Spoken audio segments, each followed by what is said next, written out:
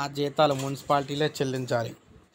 రాష్ట్రంలోని పురపాలక, మున్సిపల్ పరిధిలో ఉన్న పాఠశాల పనిచేస్తున్న స్వీపర్లు, అధ్యాపకేతర సిబ్బందికి జీతాలను పురపాలక, నగరపాలక సంస్థలు చెల్లించాలని ఆదేశిస్తూ ప్రభుత్వ ముఖ్య కార్యదర్శి వై. శ్రీ లక్ష్మీషా ఉత్తర్వులైతే జారీ చేశారు.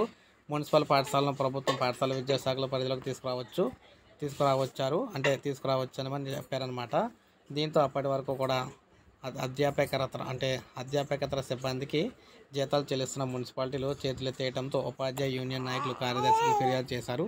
దీంతో స్పందించిన కార్యదర్శి మున్సిపాలిటీలు జీతాలు చెల్లించాలని ఉత్తర్వులు అయితే జారీ చేశారు. ఆ మేరకు గురువారం తగు చర్యలు తీసుకోవాలని మున్సిపల్ కమిషనర్కి అయితే సూచించారన్నమాట.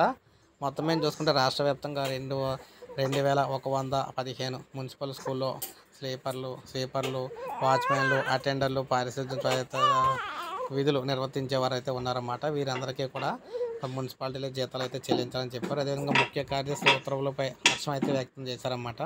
మున్సిపల్ పాఠశాలలో అధ్యాపకేతర సిబ్బంది జీతాలు చెల్లించాలంటూ ప్రభుత్వ ముఖ్య కార్యదర్శి లక్ష్మీషా ఉత్తర్వులు జారీ చేయడంపై మున్సిపల్ టీచర్స్ ఫెడరేషన్ రాష్ట్ర అధ్యక్షుడు ఎస్. రామకృష్ణ ఒక ప్రకటనలో హర్షం అయితే వ్యక్తం చేశారు. ఎందుకంటే వీరందరికీ కూడా జీతాలు అయితే మున్సిపాలిటీ చెల్లించాలని ఇవ్వడంతో ఇది ఒక గుడ్ న్యూస్ అని.